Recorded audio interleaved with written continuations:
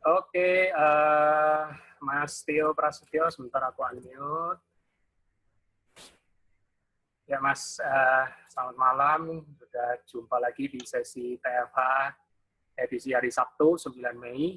Ini minggu pertama kita bisa TFH 2 kali, Mas, dalam seminggu. Oh iya, minggu depan kita juga lagi ya. Moga-moga Mas, asal si Alim nggak rewel. Ya, kalau jam segini udah tidur dia. Oh, sudah tidur ya Mas ya? Udah. Aku mau cari ini Mbak Widi, ini ada nggak? Oke, Mbak Widi Budiarti. Halo Mbak Widi, ini pertanyaan pertama lewat email sudah disampaikan. Ya, silakan Mbak Widi, langsung boleh sama Mas Tio, silakan ditanyakan. Ya, silakan Mbak. Selamat malam Mas Tio. Malam.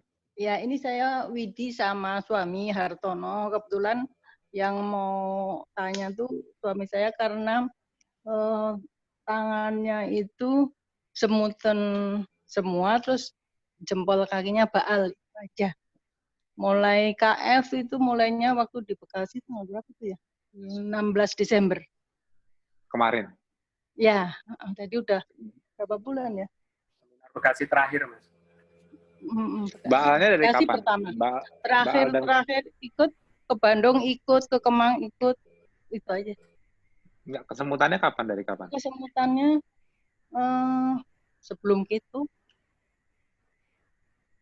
Yang baal sebelum keto, tapi semutannya 2 bulan terakhir. Di daerah mana Mbak? Kalau yang baal di jempol kaki, kalau yang semutan di jari-jari itu dari sebelah kiri. Udah dibantu IHA belum? IHA kadang-kadang. Sehari berapa kali, Mas? Ya, kalau untuk pengobatan sih bisa 4-6 kali, ya, atau minimal 3-4 kali cukup lah. Tapi yang penting sih biasanya itu ngebantu. Itu kan mungkin problem sebelumnya ada DM-nya, Mbak? Iya, betul. Iya, memang problem sebelumnya kalau ada DM memang suka kayak gitu. Dia pada saat healingnya suka ada kesemutan-kesemutan. Tapi ya kalau dibantu dengan olahraga atau sering stretching, misalnya kan di tangan-tangan, sering digerakin biar aliran darahnya lancar, itu juga bagus. Terus terus tidur diperhatikan, minum dijaga, bisa bantu kaldu buat sumber mineral. Ya seperti itu biasa. Tapi yang pasti sih jalur detox harus selalu lancar ya. Urin BAB harus selalu lancar, itu yang paling penting. Tapi harusnya itu dia harusnya resolve sendiri dan baalnya harus resolve. Jadi seiring waktu selama KF harusnya itu membaik semua karena itu kan sebetulnya problem lama. Tapi pada saat setelah kesemutan biasanya agak enakan setelah itu. Tapi ya, itu harus resolve, nggak boleh lama-lama. Yang penting cairan dijaga. Terus yang pasti kalau tidurnya itu juga harus dijaga. Makasih Mas Tio. Ya Mbak, sama-sama. Oke Mbak Widi, 5 pilar ada yang masih bolong-bolong berarti atau gimana? 5 pilarnya tadi tidur, terus olahraga. Olahraga sekarang agak kurang. Tidurnya lagi puasa. Iya. Ya kalau jalan sore aja, jalan sore. Kalau pagi kayak aku kalau tadi habis lari di treadmill. Aku lagi gini, kalau udah lagi weekend aku olahraganya lari di treadmill. Tapi kalau Senin sampai Jumat aku latihan beban gitu. Tapi 4:30 atau jam 5 baru mulai olahraga. Jadi kan soalnya puasa, jadi kan supaya nggak dehidrasi. Jadi begitu selesai latihan, nggak lama buka bisa minum gitu. Ya, kalau untuk saya sendiri sih nggak apa-apa sih Mas, aman. Alhamdulillah. Ya, alhamdulillah. Waktu itu pernah ikut water fasting ya, pas WF yang kedua, WF 2 bulan. Waktu itu saya langsung sama Mas Tio juga. Selama 3 hari nggak apa-apa, tapi setelah itu ya waktu itu oling segala macam, tapi bisa dilalui dengan IHA itu sama kaldu. Ya. Alhamdulillah sekarang sudah membaik ya. Alhamdulillah. Ya. Mbak Widi, ada lagi? Ya, terima kasih itu aja Mas Bobi, terima kasih. Sama-sama Mbak Widi. Mas, pertanyaan berikut, ini belum hadir beliau, tapi aku bacain aja. Saya sudah ikut keto KF 6 hari. 3 3 hari terakhir setiap pagi fisik merasa lemas. Kira-kira kenapa? Terus, ya, masih adaptasi ya.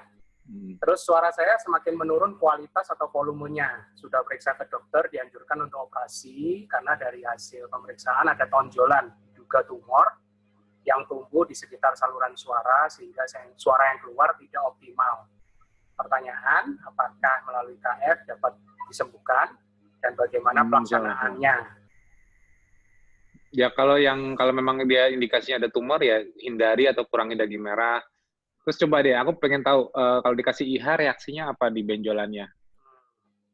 Biasanya dia langsung bereaksi kalau memang itu tumornya agak ganas atau aktif, dia begitu IH-nya nempel di bawah hidung atau kena gusi, itu nanti kayak rasa ditusuk-tusuk atau kayak ditarik-tarik dari dalam. Itu imunnya kalau memang setelah dibangunkan imunnya melihat itu sebagai sel abnormal, biasanya langsung direspon cepat. Nah, habis itu reaksinya apa? Aku pengen tahu itu. Nanti update aja bisa lewat WA sama aku. Gimana perkembangannya setelah IH masuk. Tapi lemesnya saat ini memang masa transisi. Ya dijaga aja. Ya boleh dibantu Pocarion Water kalau memang gejala dehidrasinya tinggi. Nanti kalau baru mulai 6 hari, mudah-mudahan nggak sambil puasa Ramadan ya. Karena itu lebih resiko untuk dehidrasi. Soalnya kebanyakan orang seperti di TFH kemarin aku ingatkan, kalau mulai KF, terutama dengan riwayat penyakit, baiknya jangan pas Ramadan. Karena pas Ramadan itu kan kita mewajibkan diri untuk tidak masuk air, sedangkan transisi untuk ketosis itu kan kebanyakan kan melepas cairan lebih banyak di awal. Nah itu sebabnya kita butuh mengembalikan cairan tersebut saat kita nggak makan karbo lagi, basal insulin turun, ngeluarin cairan lebih banyak, garam yang lepas lebih banyak, kita mesti menjaga lebih banyak. Dan terutama ini kalau punya riwayat penyakit, baiknya jangan start dibarengin dengan kondisi dry fasting yang kita keluarin cairan banyak, tapi kita nggak bisa mengembalikan cairan karena kewajiban. Nah, makanya protokol KF itu di awal kan memang tidak membatasi cairan. Tapi ada juga yang memang nggak ada riwayat penyakit dan sehat mau mulai KF saat Ramadan dan it works ya, nggak masalah karena dia nggak terlalu efek dehidrasi, nggak terlalu kelihatan. Tapi kalau yang ada riwayat penyakit, mudah-mudahan beliau tidak mengkombinasikannya dengan dry fasting dulu. Karena memang butuh adaptasi dulu sebelum kita masuk ke dry fasting. Karena kita nggak kayak gini loh. Walaupun di pemula diperbolehkan untuk sahur, tujuannya pemula itu sahur sebetulnya bagian untuk menahan cairan.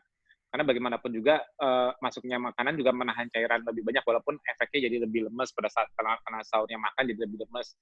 Tapi kalau yang udah senior, mungkin yang udah 2-3 bulan KF, mungkin yang mereka udah adaptasi justru malah nggak perlu sahur, justru malah lebih seger tanpa sahur karena mereka sudah gampang akses lemak di badannya. Tapi kalau yang baru mulai ini kan baru belajar, baru beradaptasi, mereka makan masih bisa lemes-lemes. Makanya makan di awal itu menahan supaya tidak dehidrasi. Tapi bagaimanapun juga makannya itu kan juga nggak pakai karbo.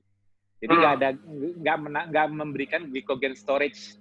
Kecuali kalau kita puasa Ramadan yang biasa yang masih makan karbo, kenapa kita kuat? Kenapa? Karena pada saat sahurnya makan karbo, glikogennya glikogennya masih cukup untuk mensuplai sampai 12 jam ke depan.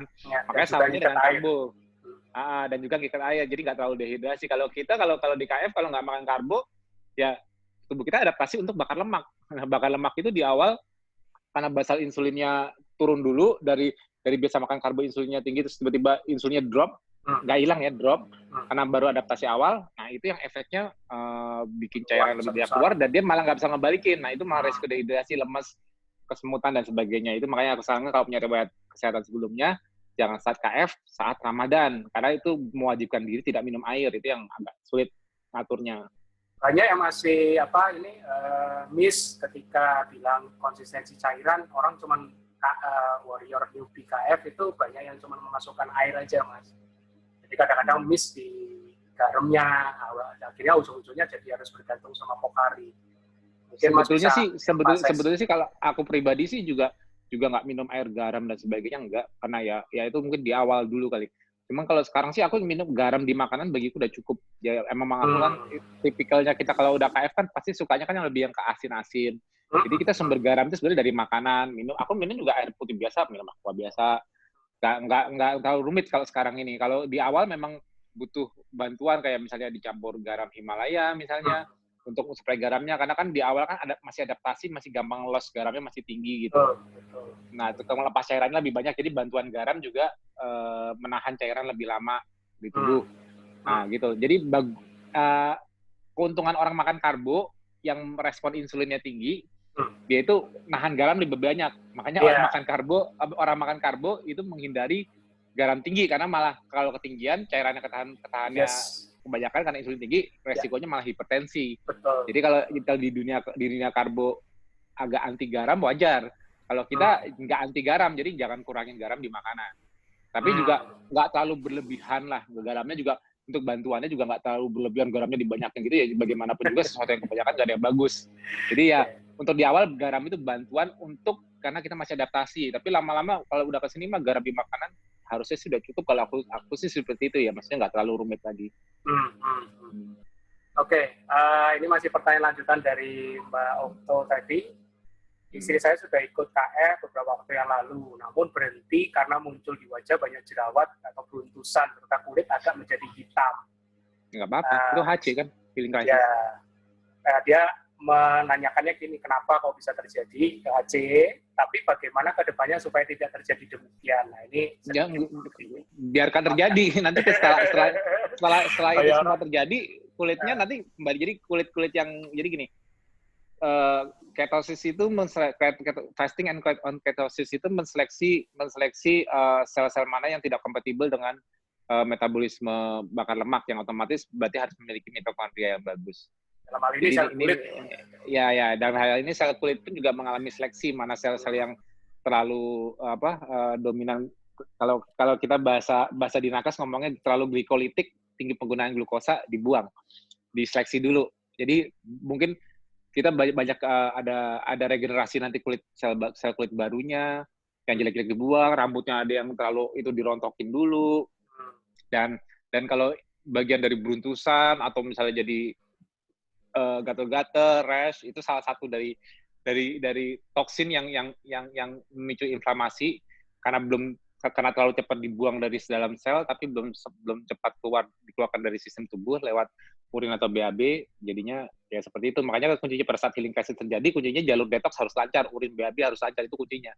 Dan banyak istirahat, nanti prosesnya cepat berlalu. Kan kuncinya healing crisis itu kan terjadi krisisnya karena akumulasi toksin yang kita keluarkan dari dalam setiap sel dalam tubuh pada saat seleksi ini tidak cukup cepat dibuang dari sistem, keluar dari tubuh.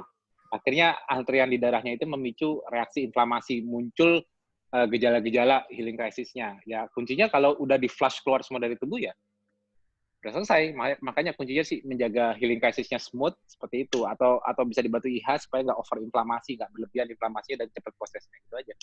Mungkin sedikit berharap jangan sampai muncul keluar, ibaratnya gitu, Mas. Makanya nggak bisa. Kalau kita kan di KF itu bukan symptomatic healing. Symptomatic healing bukan kita pusing minum obat hilang, bukan kita flu minum obat flu-nya stop.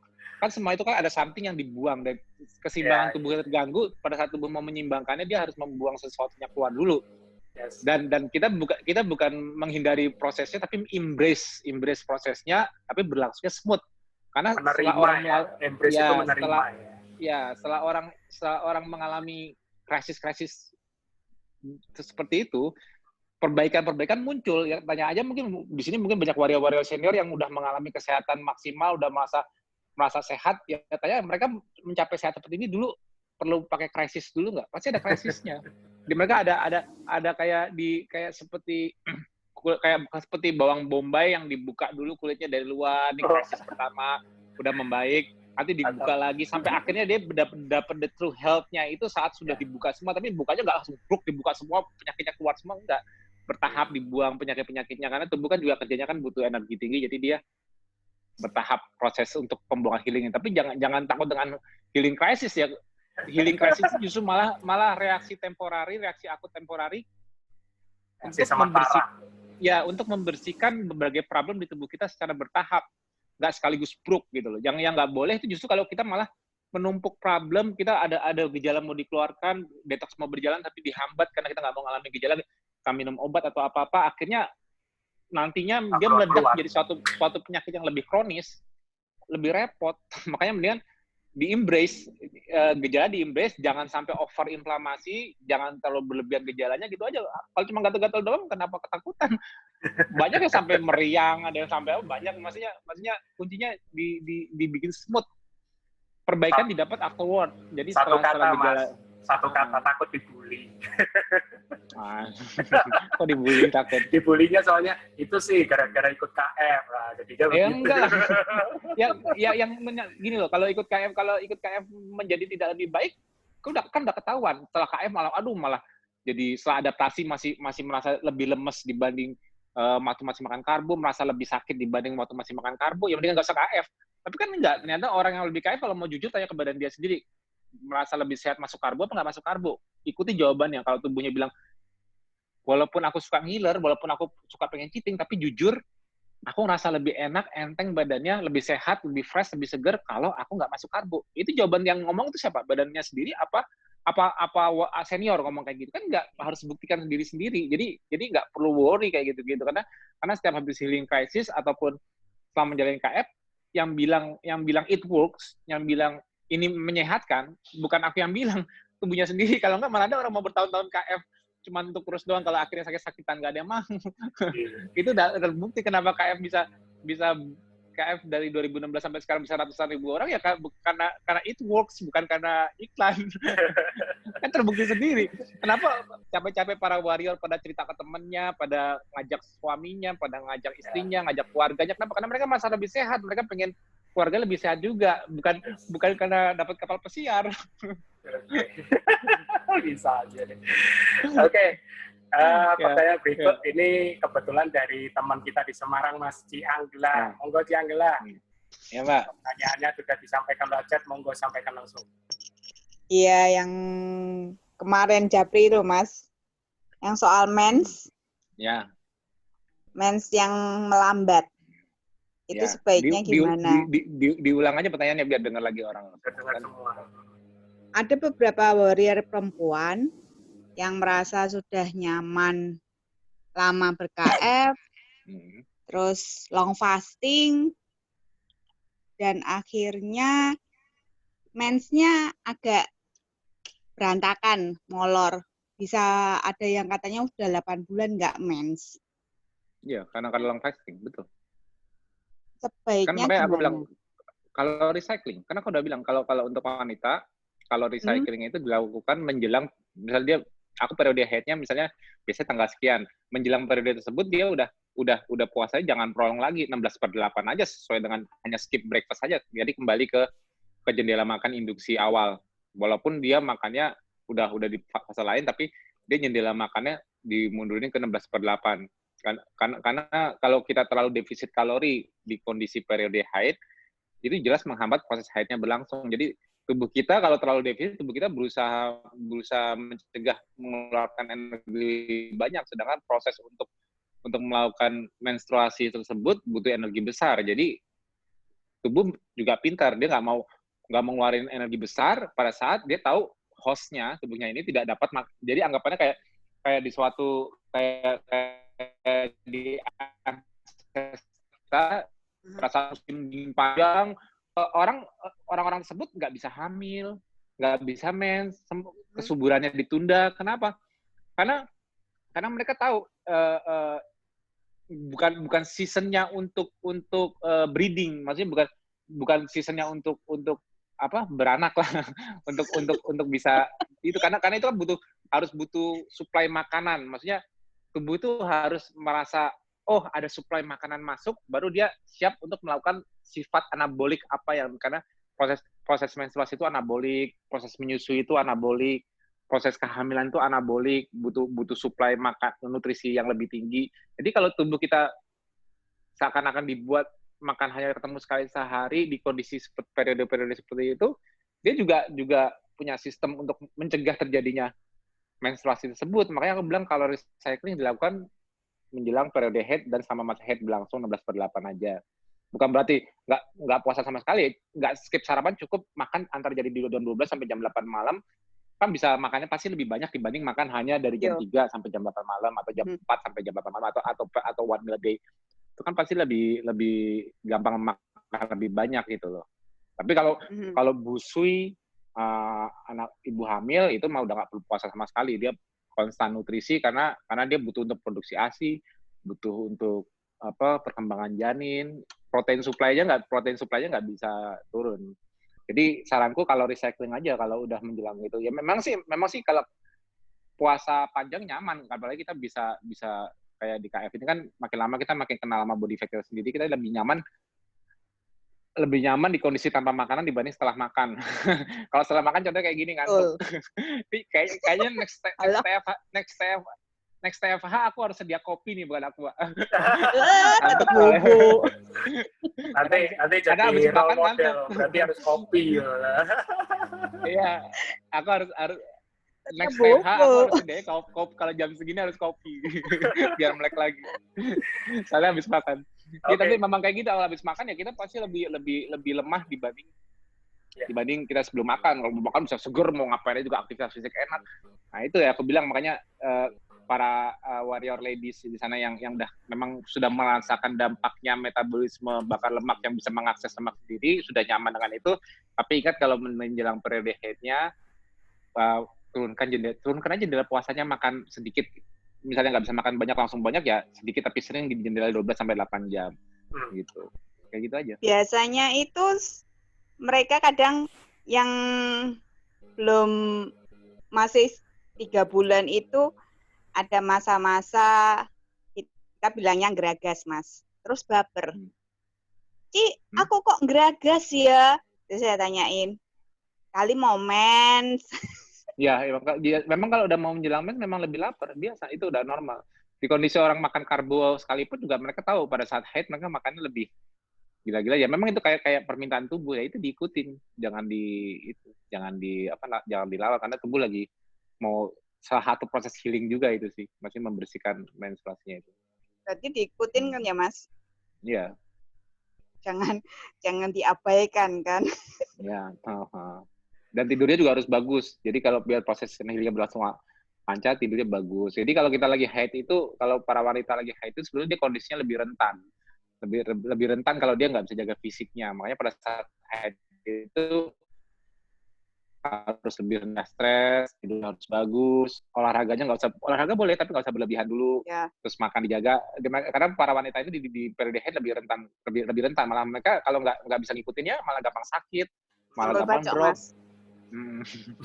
Enggak sih, tapi yang pasti intinya mereka lebih gampang drop secara physically kalau mereka sampai kekurangan nutrisi di saat periode haid. Oke. Thank you, Ciang. Ini sudah ada yang raise hand dari Mas Akbar Kautsar Akbar. Aku unmute dulu. Monggo, Mas. Sorry. Monggo, silakan. Semuanya. Ya, silakan, Mas.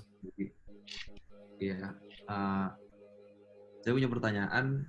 Jadi saya udah... Suaranya kecil. Oh, suara kecil ya? Diperbesar, dekat ke mic aja. Oke. Sekarang kedengeran nggak ya? Ya. Saya punya pertanyaan gini sih. Saya ini baru masih newbie sih dalam KF, baru mulai dalam 5 minggu. Nah, jadi di 2 minggu awal itu saya masih masak sendiri, kayak membuat makanan sendiri. Cuma setelah minggu kedua itu saya rasa saya butuh boosting supaya nutrisinya terkontrol. Akhirnya saya ikutan salah satu catering keto gitu. Nah, saya sekarang udah 3 mingguan ikut catering keto itu, tapi saya belum merasain boosting turun berat badan yang cukup jauh, kayak kadang turun, kadang naik. Jadi kayak masih nggak stabil gitu penurunan berat badannya itu. Gara-gara kenapa ya? Cuma saya emang punya problem gara-gara emang jam tidur saya yang berantakan banget. Kayak misalnya baru tidur setelah sahur sampai jam 9, habis itu nggak tidur. Padahal saya olahraga, udah berusaha mungkin buat nyapein badan, cuma tetap nggak bisa benerin jam tidur sih. Jadi kayak ada permasalahan itu juga. Mungkin itu dulu sih. Kalau dari cateringnya tersebut, kan kalau baru mulai berapa lama? Baru 6 hari kan? 3 minggu. 3 minggu. Oke. 3 minggu. Mungkin GDP-nya kan juga belum di bawah 80, mungkin masih induksi kan? Masih induksi, pastikan cateringnya ya full hewani aja. Misalnya isinya ikan, telur, ayam, daging. Itu kan lebih satiety-nya lebih tinggi, lebih cepat kenyang. Walaupun jendela makanannya 16/8, maksudnya masih bisa buka makan dari jam 12 siang. Oh ini sorry, Mas langsung kombinasi sama Ramadan ya? Iya, ha.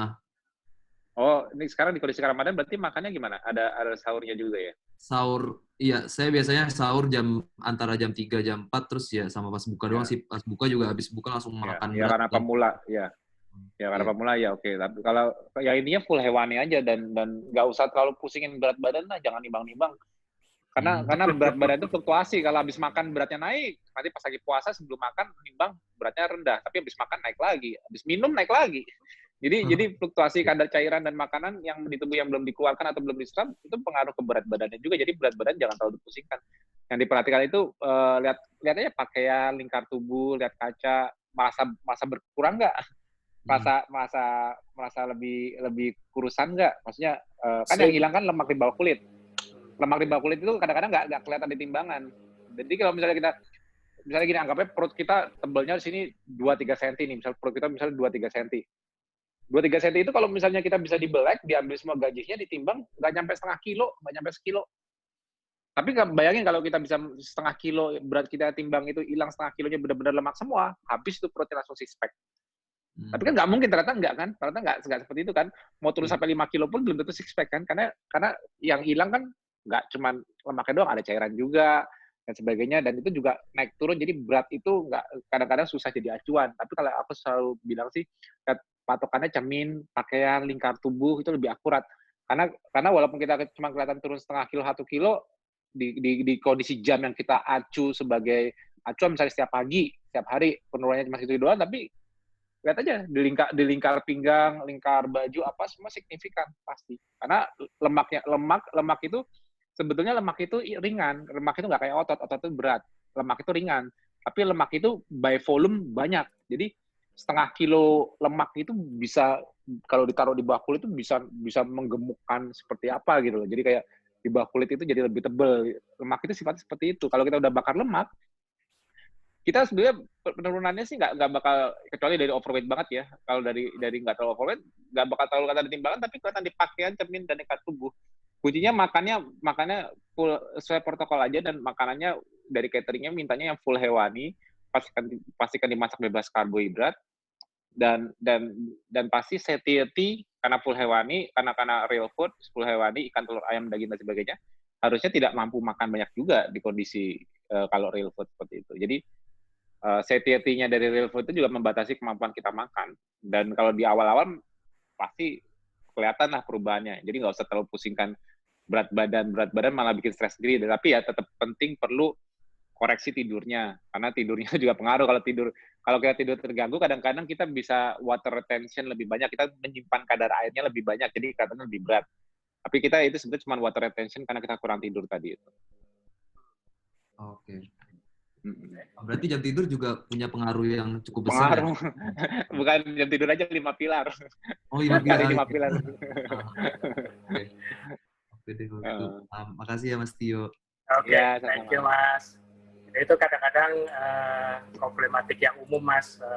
Yogi suka hanya lihat di sisi menunya. Jadi kadang-kadang puasa itu mereka sudah struggle, maksudnya ada yang kayak Mas tadi bilang kan, oh aku nanti sekalian sama bulan puasa aja sekalian. Tapi mereka lupa satu faktor kayak tidur, kemudian fokus di KF itu puasa. Kadang-kadang itu yang perlu sering diingetin gitu.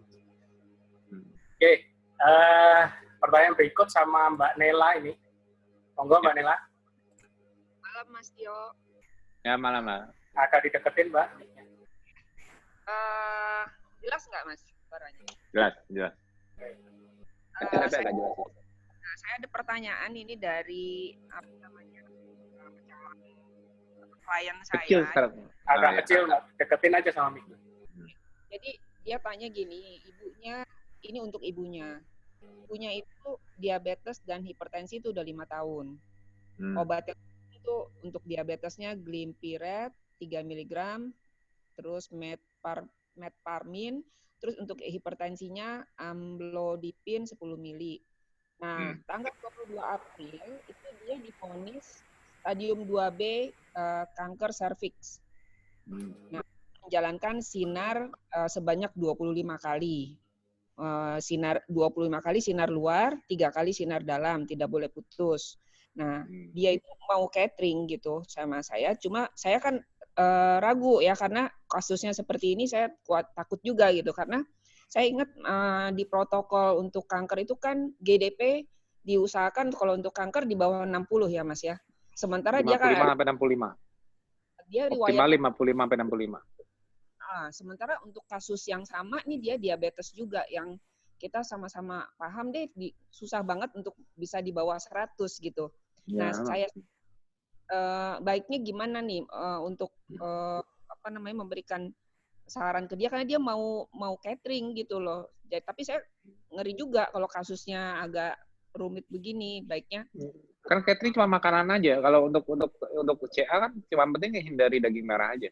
Hindari atau kurangi daging merah. Daging merah kalau udah lama nanti sekali-sekali nggak apa-apa. Tapi di awal-awal utamakan ikan aja di menunya.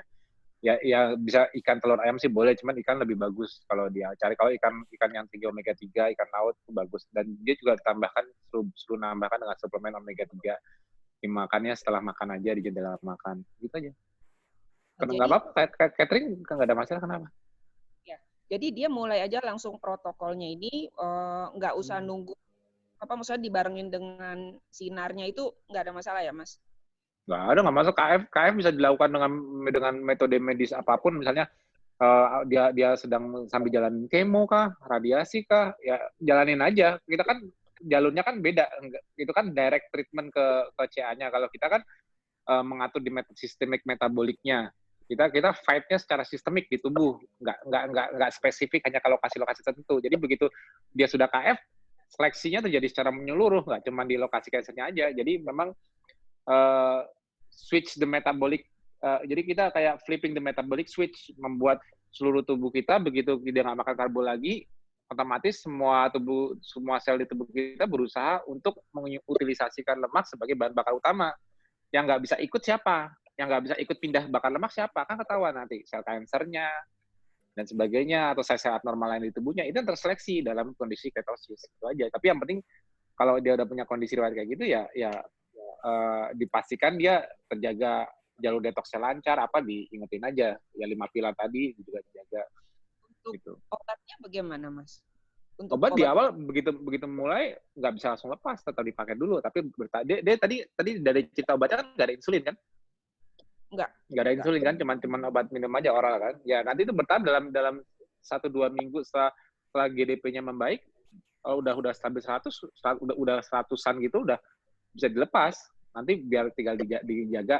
Karena kan kalau contohnya kayak metformin itu kan membuat gluconeogenesis di liver itu menjadi lebih rendah, sehingga gula buatan kita lebih rendah. Tapi begitu kita udah ketosis, efeknya sama. Ketosis itu membuat liver menurunkan gluconeogenesisnya. Jadi udah nggak diperlukan bantuan seperti metformin itu lagi. Nanti lama-lama itu dilepas setelah adaptasi livernya untuk menurunkan gluconeogenesis tidak berlebihan, bagus. Ya, tapi memang jangan expect dia bisa tiba-tiba langsung di bawah 80, sulit. Tapi dia nanti bertahap, at least kalau dia udah di atas 3-6 bulan nanti, dia udah bisa di bawah 100 dengan stabil sampai dia mengejar di bawah 55-65 nantinya. Ya, ikuti adaptasinya, tapi start as soon as possible, the sooner the better, gitu aja. Jangan tunda-tunda. Jadi untuk obat-obatannya sementara tetap masuk di awal, nanti bertahap dilepas. Sekitar berapa lama itu, Mas? Kalau untuk darah tingginya? Ya kan dia kan bisa pengukuran. Kalau gini, kenapa aku masih minum obat? Coba ya obatnya dilepas dulu, tensinya naik lagi, minum masuk lagi. Tapi dengan faktor mengkoreksi stres, tidur, udah bagus. Tapi nggak semua udah bagus, udah dijaga. Tapi di tensi masih tinggi, oke, masih tetap masuk, nggak masalah. Tapi lama-lama akhirnya dia lepas karena dia harus bisa healingnya, tensinya terkontrol sendiri dari dalam, nggak bantuan obat terus. Nanti harus lepas. Tapi ada parameter yang dia kontrol apa? Ya tes tensi dah. Kalau untuk obat tensi ya dia tes tensinya dia sendiri dong. Ya dong. Oke, makasih banyak Mas Tio. Ya, sama-sama. Oke, thank you Mbak Nela. Ini pertanyaan berikut dari email nih Mas. Ini dari kebetulan ini Mbak Farida Isom, kayaknya beliau ada di sini. Aku langsung buka aja, Mbak Farida. Monggo Mbak, silakan. Selamat malam Mas Tio, Mas Budi, dan teman-teman semua. Malam, Mbak. Ya Mas Tio, gini, kayaknya sekitar 6 bulan atau 7 bulan, saya tuh ada kayak polip atau benjolan kecil di itu daerah gusi gitu. Nah, dulu sih awal-awal saya suka oles VCO atau IH gitu, dan dia itu muncul tenggelam begitu gitu. Nah, sekarang ini kok ada terus dan ada sih agak besar, jadi sebesar kacang lah gitu. Nah, saya juga suka melakukan apa tuh oil pulling gitu ya. Tapi masih itu apa tuh belum hilang. Nah, ada saran apa tuh Mas Tio yang harus saya lakukan? Tidur. Ada hubungannya dengan tidur gitu. Oh banget. Kan cekanya GDP-nya kan makin lebih tinggi sekarang. Kalau itu GDP sih maintain masih di bawah 80 ya. Cek terakhir itu 78. Bener. Masa sih? Iya. Masa sih GDP segitu masih ada polipnya? Iya, yang itu terakhir ngecek itu gitu ya.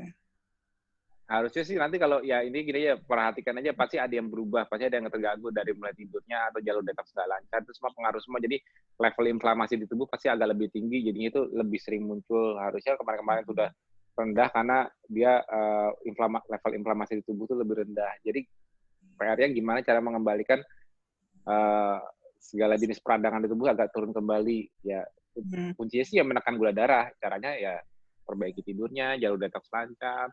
Seperti itu ya seperti 5 pilar tadi itu seperti 5 pilar harusnya menjawab semua. Kalau misalnya kok ada yang berubah lagi nih, nah, itu kayak gitu. Coba aja Mbak dikoreksi tidurnya dan ya cobalah bantu omega 3 buat anti inflamasi juga, buat bantu itu setelah makan. Siapa tahu lebih. Itu miligram cukup. Ya. Itu omega 3-nya apa tuh 1000 miligram cukup? Iya cukup. Setelah makan aja. Dan Oke. Itu satu lagi, itu masalah, kan ini udah itu 3 tahun ya keto gitu. Nah, dulu sih suka dengar katanya kalau udah keto tuh apa ya, ada ketombe atau kerak yang di kepala itu bisa hilang. Pernah juga sih hilang. Mas Tio langsung pegang kepala. Nggak pernah ketombean soalnya. Jangan ya Mas ya, nanti ketemu masalahnya tidur. Itu kenapa Mas? Atau ya, ada? Harusnya sih aku nggak tahu, aku sih nggak pernah ngalamin, jadi belum tahu kenapa bisa ada kerak di kepala sih. Maksudnya jadi kayak kulitnya rontok kering itu ya biasanya kurang cairan aja, coba dikoreksi cairannya Mbak. Oh, cairan. Ya hidrasinya dijaga. Minum itu air putih. Iya, cairan sama mineral lah, apa diperbanyak, coba bantu kaldu aja, siapa tahu lebih. Itu sih problemnya cuma seputar cairan sama mineral aja. Tapi kalau harusnya sih ya sama coba sampoan. Sampo Head and Shoulder. Akhirnya nyebutin merek ya. Kan kalau aku jarang sampoan cuma habis cukur aja seminggu sekali. Jorok ya? Ya mungkin aku mencoba ini Mas merangkum ya. Banyak itu teman-teman itu hanya terpaku di satu parameter yang misalnya nih Mas, gula darah saya sudah di bawah 80 sesuai protokol, tapi kalau saya masih mengalami proses ini, kenapa saya masih mengalami itu? Harusnya kan tidak terjadi menurut pemahaman mereka. Itu gimana Mas? Jadi supaya teman-teman itu bisa lebih paham. Maksudnya nggak terjadi apa nih Mas? HC atau apapun lah yang menurut mereka harusnya tidak terjadi kalau GDP-nya sudah di bawah 80. Enggak, terjadi aja, namanya inflamasi mah terjadi aja itu udah rutin, tapi kita tidak bakal mengalami problem-problem seperti itu sesering waktu kita dulu masih makan karbohidrat tuh dijamin. Waktu zaman dulu makan karbohidrat lebih sering lagi. Masuk angin lah, meriang lah apa. Itu udah itu, tapi setelah kita jalanin gaya hidup ini otomatis level inflamasi kita, keluhan kita pasti turun semua, tapi bukan berarti kita total superhuman tidak pernah mengalami, ya enggak juga. Ya kalau memang sedang mengalami hal seperti itu ya kita coba koreksi lagi apa gangguan kita dari gaya hidup kita. Kan aku ngajarinnya kan enggak cuma makan karbo sama puasa aja, tapi kan juga faktor-faktor lain kan perlu dilihat dalam 5 pilar. Itu bisa jadi acuan barometer kita untuk apa ya, kok aku jadi tadinya nggak pernah sakit ini kok jadi sakit lagi muncul, apa ada ngalamin gejala baru, apa lebih cepat capek kah, atau apa, pasti ada gangguan yang kalau kita lirik di 5 pilar ketemu, atau jalur detox yang nggak lancar misalnya, apapun itu pasti ada jawabannya. Tapi kemunculan hal-hal ini pasti frekuensinya tidak setinggi dulu saat kita masih makan karbo. Itu jauh, karena tujuan kita merubah gaya hidup ini, karena dengan merubah gaya hidup ini berbagai jenis inflamasi berlebihan atau tidak disadari tubuh semua dihilangkan. Yang dulunya kita gampang pegel-pegel lah, gampang sakit apa-apa, itu kayak low grade inflammation-nya itu hilang, hampir semuanya hilang, tapi bisa fluktuasi muncul lagi saat kita mengalami gangguan dari pola hidup kita sendiri. Itu kayak gitu. Jadi bukan berarti dengan KF superhuman, koreksi juga kesalahannya itu, tapi namanya fluktuasi gejala itu tetap ada. Apalagi kalau punya riwayat penyakit sebelumnya, ya nggak langsung tiba-tiba bisa fresh total ya, semua butuh proses. Tapi intinya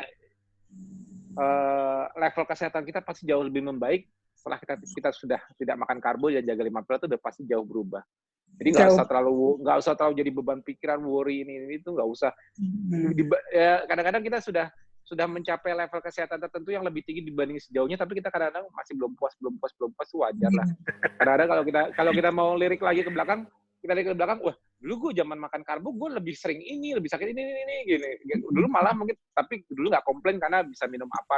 Kalau sekarang kan karena kita tahu yang healing itu tubuh sendiri, kita menjaga gimana ya cara tanpa minum apa-apa, tubuh kita bisa mengembalikan keseimbangan saat ada gangguan. Kalau kita mengalami gejala, berarti kan kita ada gangguan dari keseimbangan yang sudah ada sebelumnya. Apa yang mengganggu keseimbangan ini? Gimana cara mengembalikannya? Itu yang harus dipikirkan.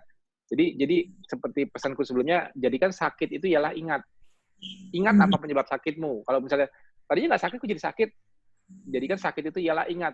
Kadang-kadang kita kalau ada opsi obat, kita langsung lupa. Udah minum, pusing udah hilang kok, ini udah hilang. Tapi kalau kita sakit itu kita jadikan ingat, kita bisa mengkoreksi, aku tadi makan apakah, aku ada masalah di mana dari 5 pilar. Jadi aku sering ngajarin kayak gitu. Kenapa? Karena sakit itu memang diciptakan Allah ya sebenarnya untuk membuat manusia ingat apa kesalahan yang dia lakukannya. Karena kalau dia nggak dikasih sakit, ya pernah ingat, ya tiba-tiba ya langsung out. Makanya harus dikasih sakit dulu supaya dia berusaha mengkoreksi apa yang terjadi dengan dirinya. Itu esensi sakit itu benar-benar dimanfaatkan. Kita pelajari, cari tahu letak kesalahan di mana. Walaupun kadang-kadang kita harus konsul ke senior atau nanya ke aku untuk diingatkan kembali. Oh iya bener Mas. Ya. Oh iya bener. Akhirnya juga gitu. Iya. Saya malu Mas kalau disindir-sindir soal tidur gitu. Problem.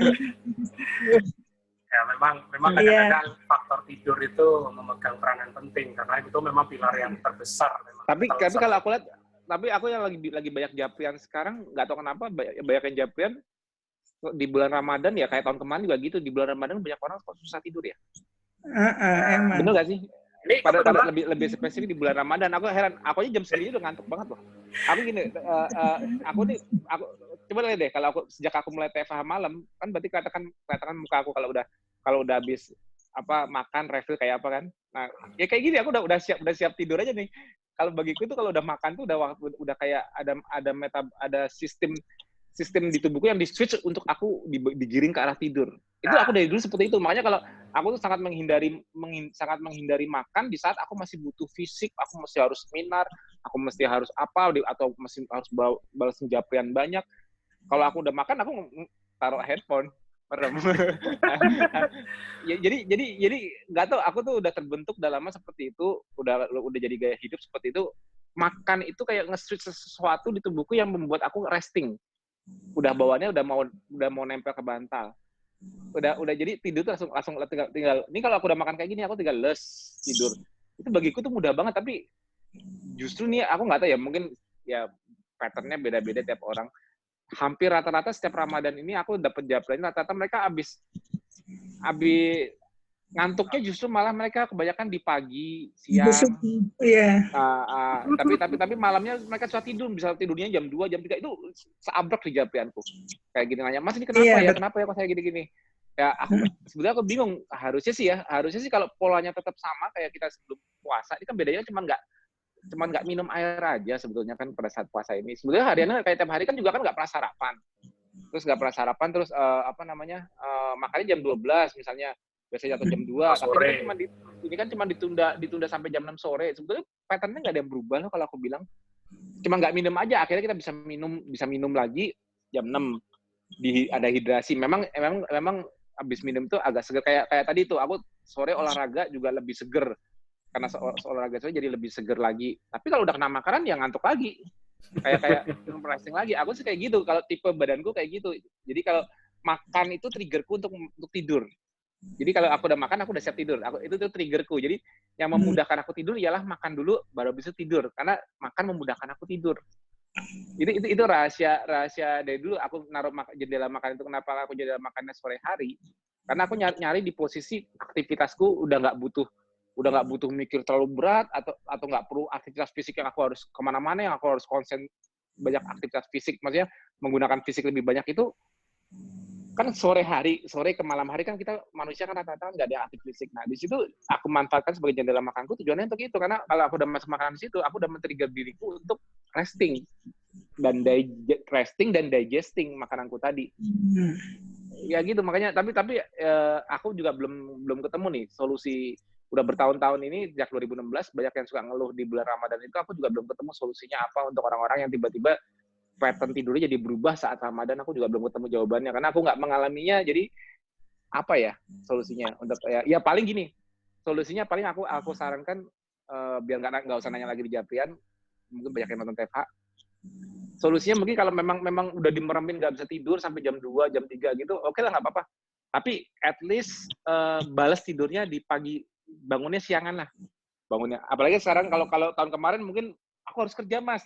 Nah kalau tahun ini mungkin kan nggak bisa excuse karena kan work from home. Karena kan di rumah semua, jadi tidur aja siangan gitu loh. Bangunnya siangan gitu loh. Untuk kalau tahun kemarin aku lebih pusing jawabnya gimana ya kalau harus bangun pagi tapi malam nggak tidur. Kalau sekarang kan coba deh di yang memang susah nggak tahu gimana dia nggak tidur nggak merem-merem. Di bulan puasa ini, di Ramadan ini, coba jam 2, jam 3 itu baru bisa tidur, tapi bangun sebentar sahur untuk minum doang yang senior. Kalau yang lebih gampang mungkin yang junior, yang baru mulai, karena dia masih bisa makan. Pasti dia ngantuk tuh, habis makan ngantuk tidur lagi. Tapi kalau yang senior, kan yang nggak sahur kan pasti kan seger tuh. Itu berusaha cari waktu untuk balas tidurnya yang kurang. Tadi malam aku paling cuma bisa tidur berapa, sejam 2 jam sebelum sahur. Aku balas 4 jam lagi, aku tidurnya nyari di jam berapa, misalnya jam 1, 2 gitu loh.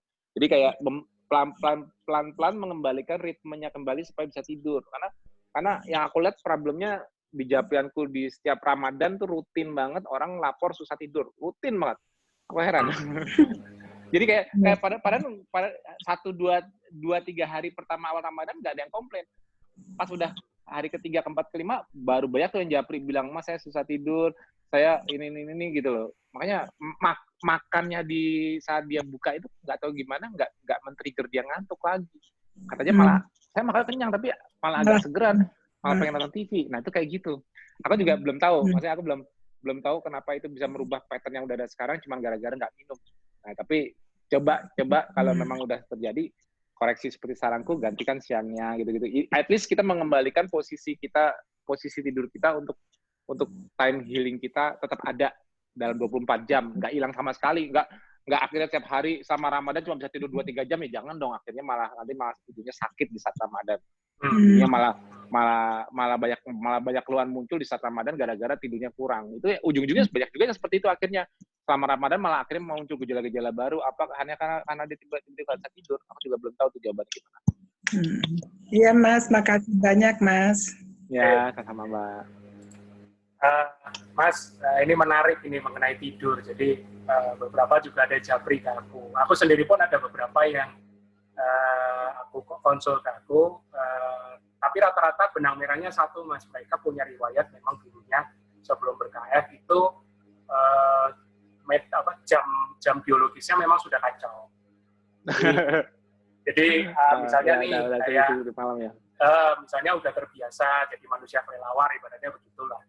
Dan itu mau reset dengan KF itu memang nggak mudah. Nggak mudah itu aku selalu bilang bahasanya keseimbangan hormonal ini kan jam biologis. Tapi yang orang-orang kayak gitu juga Mas, yang orang-orang yang tadinya kelelawar kayak gitu, yang Batman itu juga kalau begitu KF, awal-awal KF mereka juga membaik loh. Makanya jam 8 jadi ngantuk, jam 9 ngantuk. Tapi nggak tahu kenapa di bulan puasa ini mereka ritmenya nggak bisa ngikutin lagi. Jadi banyak yang bulan puasa ini ritmenya jadi agak berantakan. Aku juga heran kenapa nggak juga Aku belum ketemu tuh tiap tahun Japrianku tuh di setiap Ramadan tuh aku yang belum ketemu cara mengkoreksinya, hanya bisa ngasih masukan, dia udah gantiin pagi atau siangnya. Cuman itu doang, aku nggak tahu kenapa apa yang terjadi pada mereka sehingga tidur mereka terganggu hanya karena tidak minum seharian.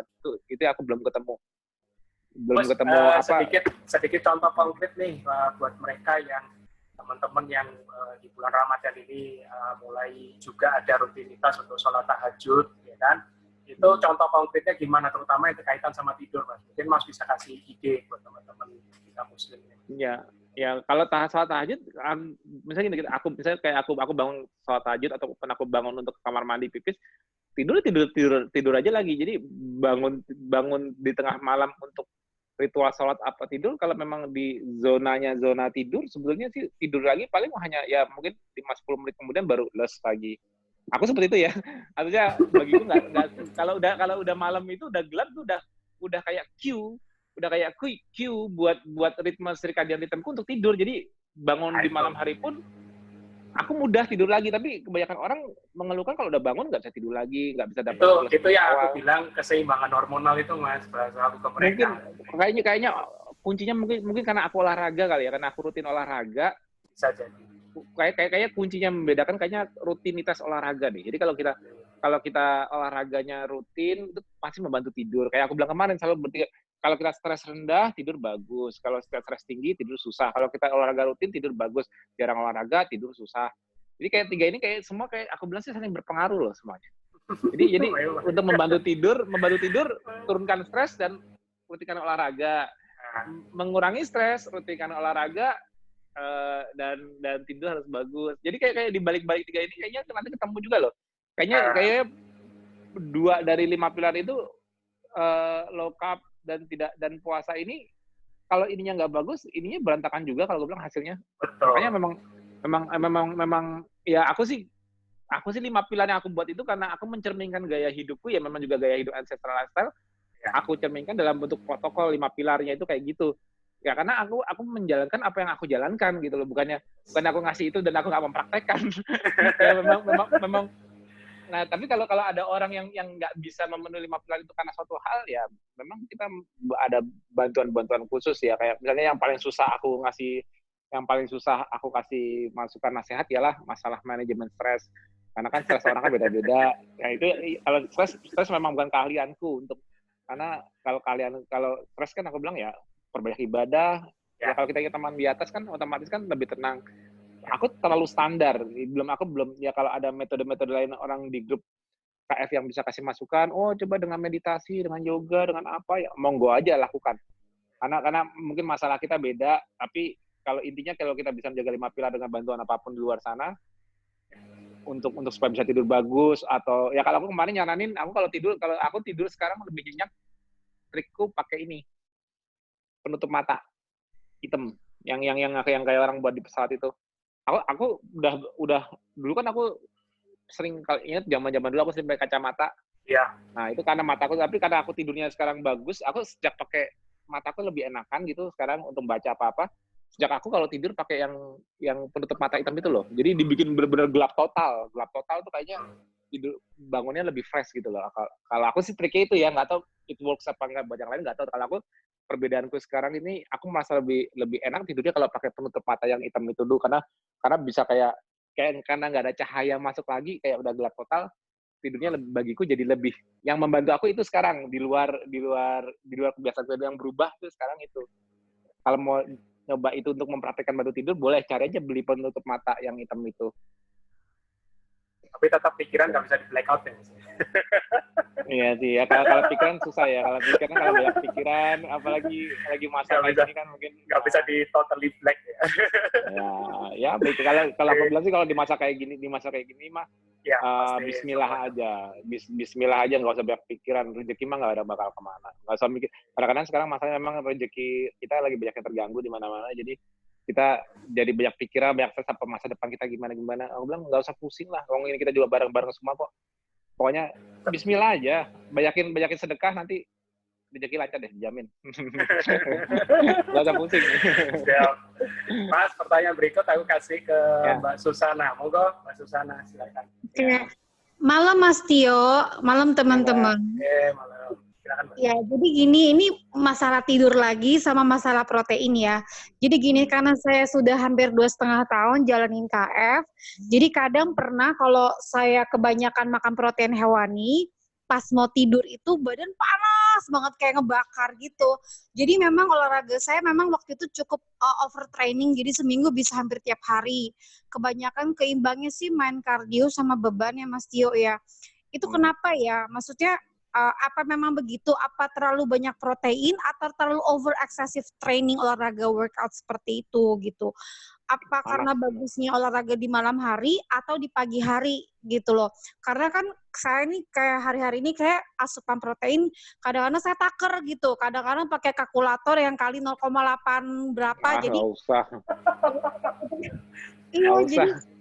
Jadi gaya hidup aja. Jangan menyiksa diri.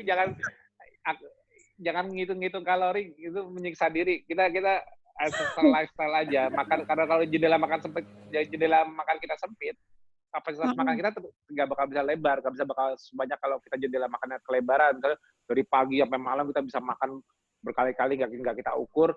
Kita makan hewani pun juga bisa ekses. Tapi kalau kita makan jendelanya dalam tertentu, ya aku bilang jadi gaya hidup karena lambung kita yang menghentikan kita untuk overeating, karena proses protein dan lemak kan tidak langsung buru-buru dilepas ke usus. Dia kan lama di lambung dulu, baru bisa dilepas. Makanya itu yang mencegah kita untuk tidak berlebihan makan, karena jendela makanan sempit. Itu triknya gaya hidup satu. Dan tidak perlu hitung-hitung proteinnya berapa, ini berapa. Ada ikan dimakan, ada telur dimakan. Nggak usah dipisah, makan kuningnya aja, makan putih. Nggak usah pusingin. Ikan, telur, ayam, daging. Yang penting masaknya bebas karbo nggak? Udah makan dah gitu.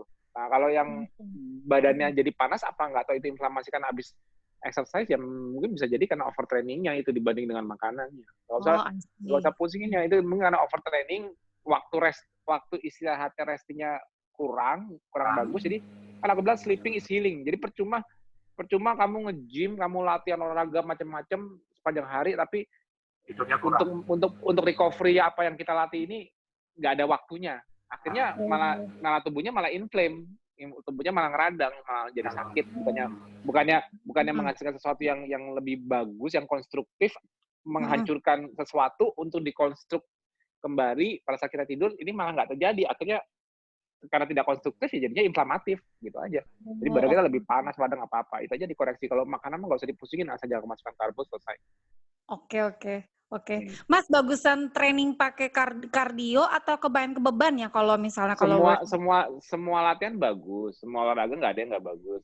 Tapi intinya kalau di KF itu kan kita kan sebetulnya kan nggak usah ngapain pun, karena kita nggak makan karbohidrat, otomatis kan tubuh kita nyari energinya pasti kan untuk segala pergerakan aktivitas fisik kan pasti kan bakar lemak.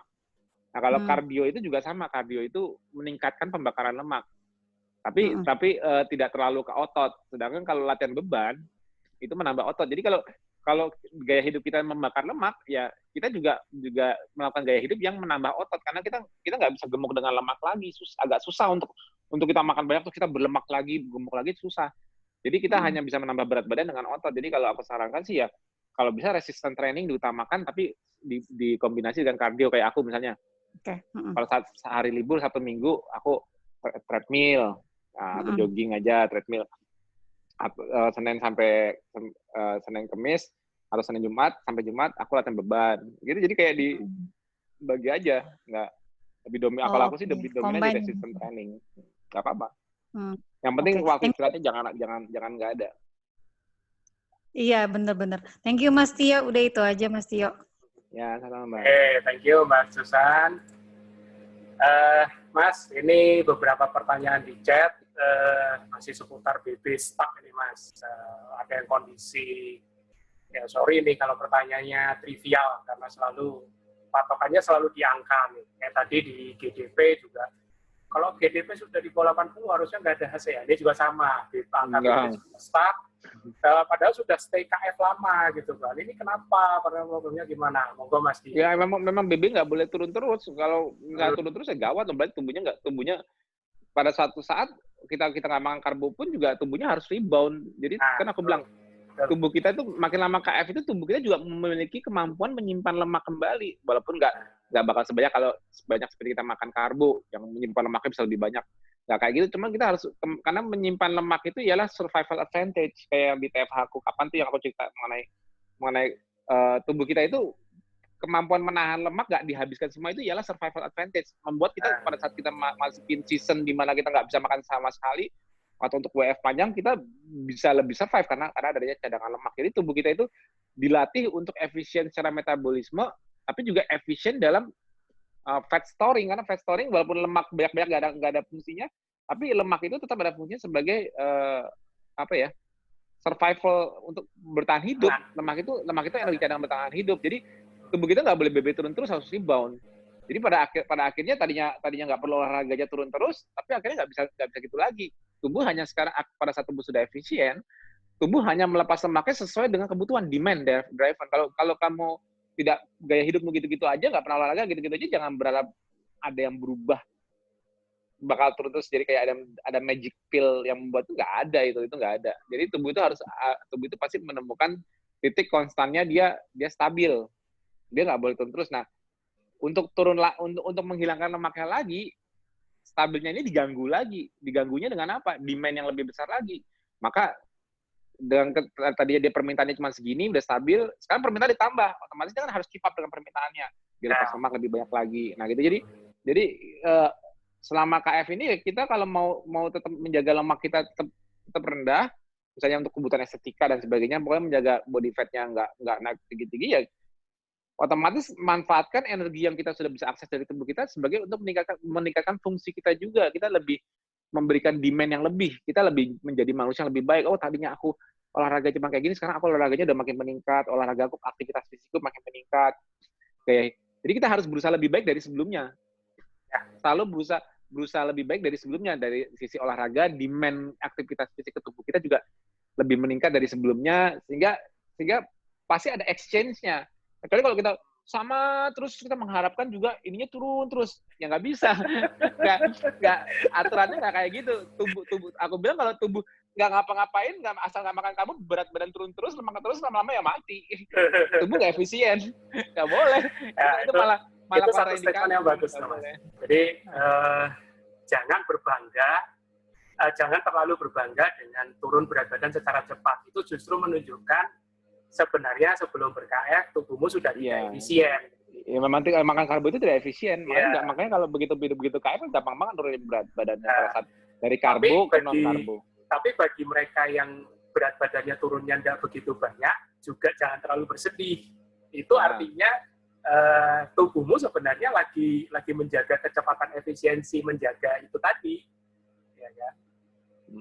Jadi jangan pusingin dengan kok saya BB-nya masih stuck, kok ini yang teman saya kok cepat banget, ya kan? Apakah saya KF-nya gagal?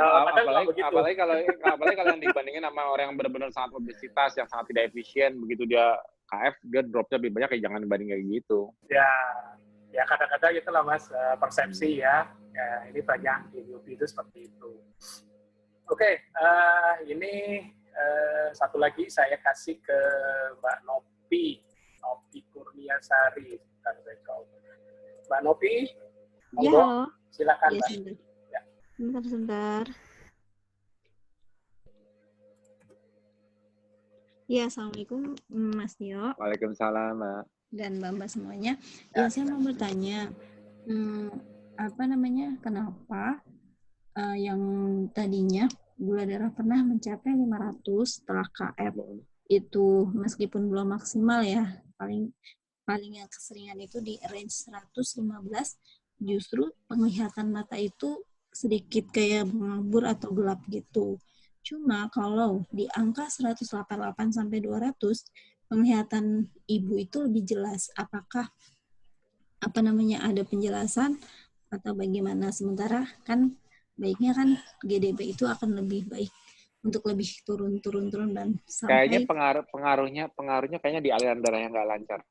Gitu. Kalau dengan gula darah itu berarti dia memang ada bagian-bagian di mata yang masih mengalami disebutnya namanya hipoksia. Oksigennya nggak lancar. Jadi kalau saat oksigen nggak lancar, justru malah gula darah tinggi yang bisa dimetabolisme tanpa oksigen malah membantu dia untuk penglihatannya lancar. Tapi begitu gula darahnya rendah, karena masih ada hipoksia, kemampuannya itu masih ada sesuatu yang tidak lancar di jalur secara peredaran darahnya. Oh gitu.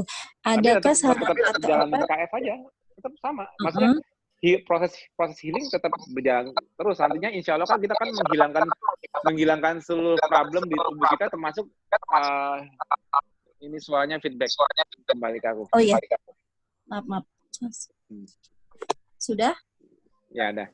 Jadi nanti kalau kita udah menjalankan KF ya otomatis peningkatan oksigen di seluruh tubuh kita, distribusi oksigennya nantinya insya Allah kita harapkan membaik. Kalau itu udah membaik, ya insya Allah penglihatan di matanya lebih baik ya, karena nantinya intinya seluruh tubuh kita nanti kan harus switch pakai lemak. Masih feedback. Sebentar. Pak Novi pada pakai earphone nggak? Enggak, aku udah nggak pakai nih, aku copot. Oh, pakai aja Mbak, itu yang bikin feedback. Oh gitu, sebentar ya.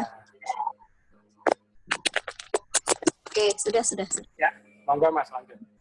Ya, intinya jalanin seperti protokol KF aja ya, insya Allah nanti perbaikan ini ikhtiar ya. Insya Allah perbaikannya nanti semua bagus. Pokoknya dijaga makanan. Jadi kalau ya kita jangan malah pengen ngandelin supaya matanya membaik terus kita gula darahnya ditinggiin lagi, malah nggak bagus kan kayak mana-mana. Kita gula darah kalau dia udah penyakitnya juga udah lama ya DM-nya ya. Jadi dia minimal di bawah 100 lah, nggak usah, mungkin untuk di bawah 80 susah kali ya. Tapi minimal di bawah 100 itu udah bagus nantinya. Tapi harusnya di bawah 100 pun nantinya semua membaik. Kalau pada saat hipoksianya yang tersembunyi kekurangan oksigen di mana semua, pembuluh darahnya harusnya dilatasinya juga nanti bagus lagi. Itu masalah dilatasi di seluruh pembuluh darah di seluruh tubuh itu yang masih ada yang belum lancar, yang menyebabkan kadang-kadang orang diabetes itu masih ada suka kesemutan, ada yang penglihatan jadi nggak bagus, karena jujur kalau kita switch bakar lemak, oksigen itu harus bisa didistribusikan semua. Karena apa?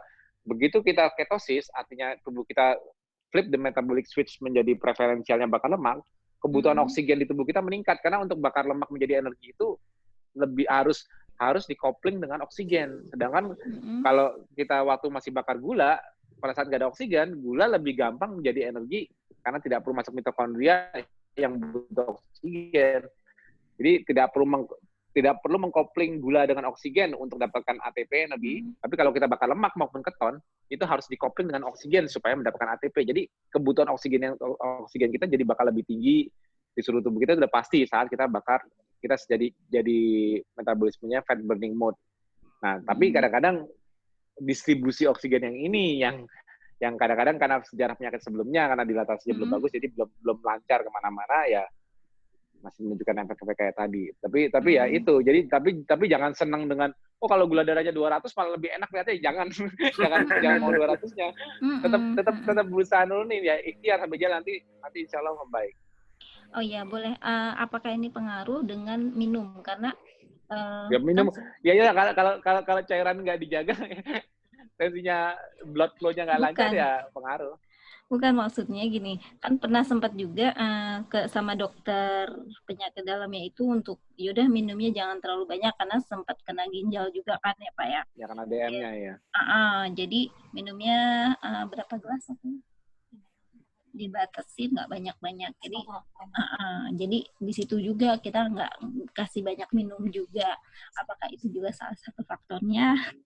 Ya bisa jadi faktornya itu. Tapi kalau aku bilang sih oke, kalau nggak banyak minum tapi minimal ya aku nggak tahu problem gejalanya sampai di mana. Kalau memang minimal sesuaikan dengan volume pipisnya aja, jangan terlalu rendah, jangan sampai dia malah kekurangan tekanan cairannya, atau bisa bantu dengan Pocarion water yang aku bilang tadi itu untuk menjaga, kalau minumnya harus sedikit tapi elektrolitnya nggak boleh loss.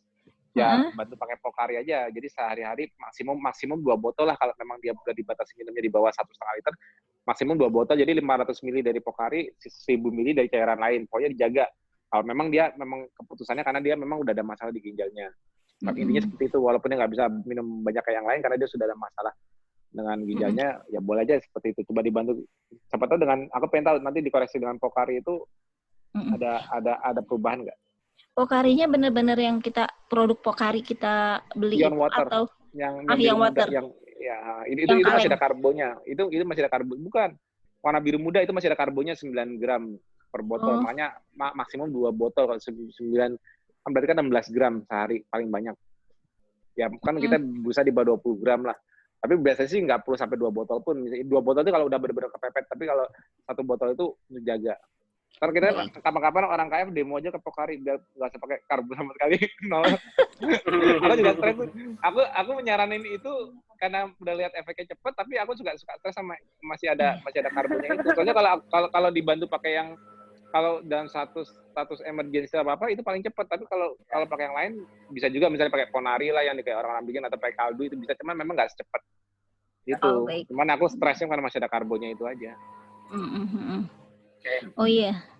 Cukup, Mbak Novi? Ada lagi? Boleh nggak sekali lagi? Oke, satu lagi ya. Iya, satu lagi. Iya. Kemarin kan saya sempat juga sudah bertanya soal yang whey isolate ya. Whey isolate. Sudah kami berikan. Itu maksimalnya berapa taker ya, Pak, untuk itu? Ya, kalau whey isolate kalau selama dia masih makannya nggak bagus ya memang pakai whey aja terus. Kan itu ada takar, kalau nggak salah di bukusnya ada berapa takaran tuh, 1 sendok scoop. 3 takernya 3 taker, misalnya dia nggak bisa makan lagi, jadi pengganti makan aja, itu sebagai pengganti makan kalau dia pada saat dia lagi nggak bisa makan. Tapi kalau bisa makan ya nggak perlu. Itu kan kayak makanan cairnya ala KF. Di saat dia nggak bisa makan yang berat, apa mual atau apa gitu kan. Ya. Nah pakai itu saat itu aja, dan 3 takar itu jadi 1 porsinya dia makan. Baik. Oke. Thank you, Mbak Novi. Iya, sama-sama. Makasih banyak, Pak Tio. Sama-sama. Mas, ini tinggal 2 penanya terakhir. Yang satu nanti aku beri floor, yang satu ini aku bacain. Ini masih perlu dikuatkan lagi. Jadi ini sudah KF dari 2017 November, usia 54 tahun. Sudah berkurang banyak penyakit yang ada sejauh ini. Jadi ini apa yang bagus. Tinggal sendi lutut yang nyeri, sehingga masih ketergantungan alpurinol. Bagaimana supaya nyeri sendinya cepat hilang, supaya bisa normal lagi kalau olahraga. Monggo, Mas. Nyeri-nyeri sendi, tapi udah lama ya penyakitnya? Sepertinya, Mas. Cuman dia pinginnya gimana supaya cepat hilang, gitu. Karena masih tergantung sama alpurinol. Ya memang proses sih sebetulnya. Cuman ya coba aja, kalau aku bilang sih untuk mempercepat proses healingnya, IH-nya bisa dirutinkan, terus tetap bantu omega 3, ya koreksi 5 pilar, ya paling itu aja. Tapi ya itu by proses, tadi kan udah penyakitnya udah menaun ya soalnya. Tapi lama-lama dia harus bisa lepas alpurinol.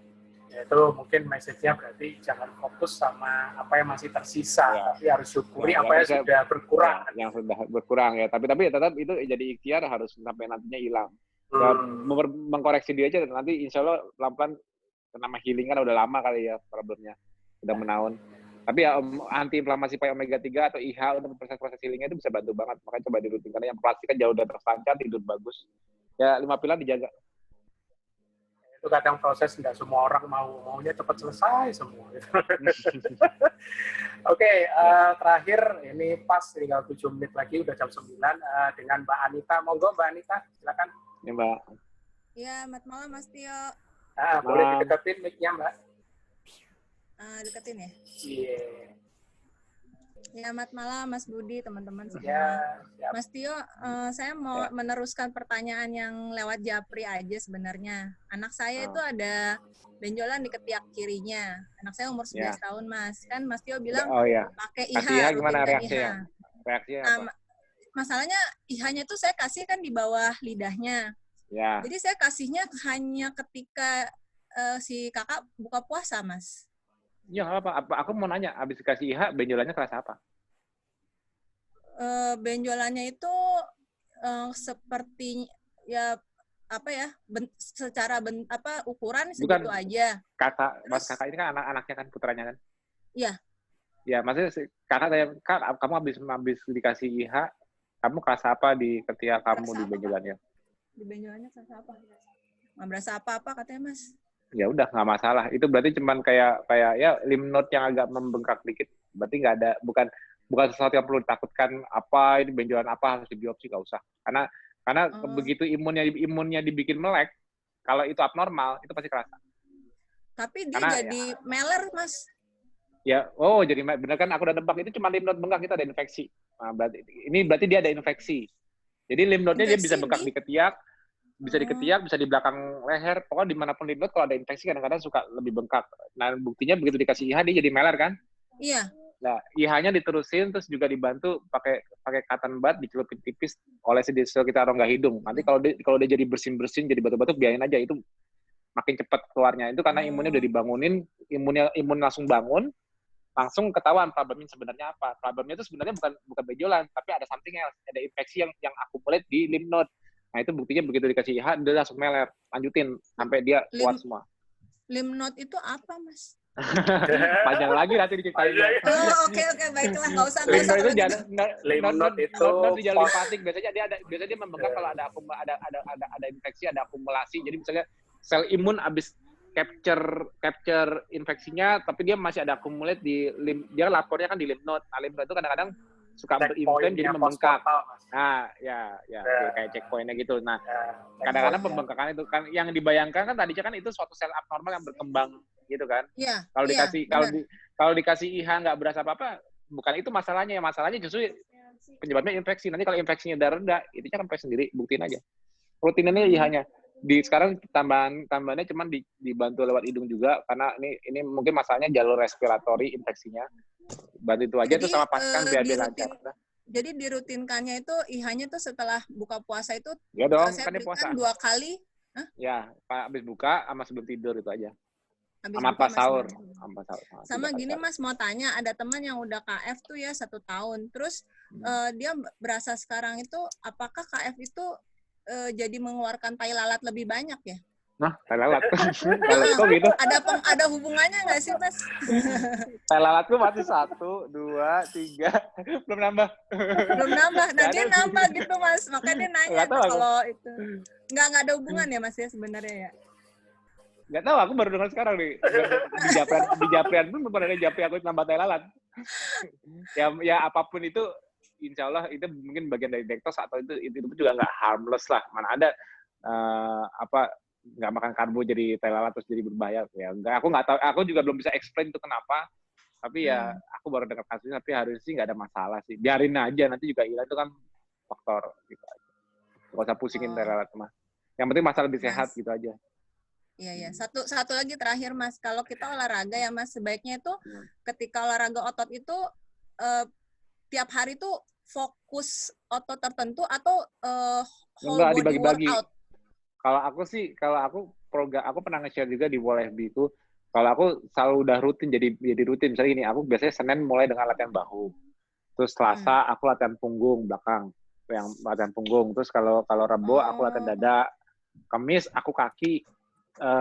Jumat aku Kamis kaki, Jumat aku bisa sirkuit training. Sirkuit training itu aku ngulang lagi semuanya tapi dengan repetisi yang lebih rendah dan beban lebih rendah, tapi cuma kayak ngulang. Nah, tapi itu whole body. Jadi semua Jumat itu whole body tapi dalam jam yang sama-sama 45 1 jam aja. Jadi kemarin juga 1 jam lebih fokus. Pas Jumatnya aku lebih kecil tapi dalam bentuk whole body training, itu namanya circuit training. Itu aku lebih ke arah kardio karena aku nggak berhenti misalnya. Aku paling gitu aja, tapi aku biasanya membagi biar lebih fokus. Biasanya aku langsung aku jarang latihan cuma untuk bicep aja. Biasanya aku bicep jarang aku latih. Kenapa? Karena aku ini bagian dari kalau aku lagi pull up, aku kan juga mainin bicep. Kalau aku lagi bench press, kan aku juga mainin tricep. Jadi aku nggak pernah ngefokusin ke otot kecil, tapi lebih latihan ke arah ke whole, ke kombinasi otot besar dalam satu gerakan. Biasanya aku gitu. Oh gitu. Oke, Mas Tio, terima kasih banyak. Mas Budi, makasih. Oke, thank you, Mbak. Mas, kita sudah pas sampai di penghujung acara jam 9 malam. Cukup padat dan cukup oke. Ya, kita iya. 64 peserta. Insya Allah nih mau ngasih kabar juga. Insya Allah nanti Insya Allah sih kalau nggak Senin atau Selasa, aku buku yang metabolic conditioning udah jadi. Oh, yes. Nah, metabolic conditioning yang untuk mencegah fatalitas dari COVID-19 yang dibuat oleh tim nakes kita di grup KF juga udah jadi. Nanti barangnya Insya Allah sampai kantorku kalau nggak Senin atau Selasa. Nah, aku juga rencana ini Mas Bud untuk launchingnya ini aku mau mengadakan kayak Zoom kayak gitu juga. Maksudnya, tapi nanti di minggu depan nanti aku atur dulu kapan harinya. Nanti kita TFH untuk launching, bisa nanya-nanya ke tim penyusun buku metabolic conditioning mengenai apa isinya, nanti kan bisa dibeli, dibaca, tapi nanti apa yang mau ditanya ke tim penyusun diadakan melalui TFH. Jadi Yes, 10 orang tim nakes penyusun buku metabolic conditioning, insya Allah kalau mereka available, nanti kita ajak TFH minggu depan rame-rame. Mungkin nggak tahu gimana Mas, kapasitasnya coba dibuka lebih besar dari 100 aja, biar ini kan bisa gitu. Aku nggak tahu lagi gimana, coba diatur dulu. Nanti kalau aku sih dikasih minggu depan. Tapi bukunya sampingnya Senin Selasa.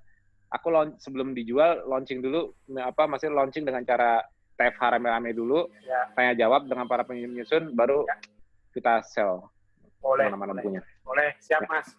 Kita launching perdananya di Talk Show From Home, habis itu baru kita announce secara resmi official ya. Kita cukup oke nih Mas, melampaui rekor biasanya di bawah 50, sekarang 64 Mas, standby dari awal sampai akhir. Ingetin aku kalau jam segini aku mesti bawa kopi. Jangan aku. Siap.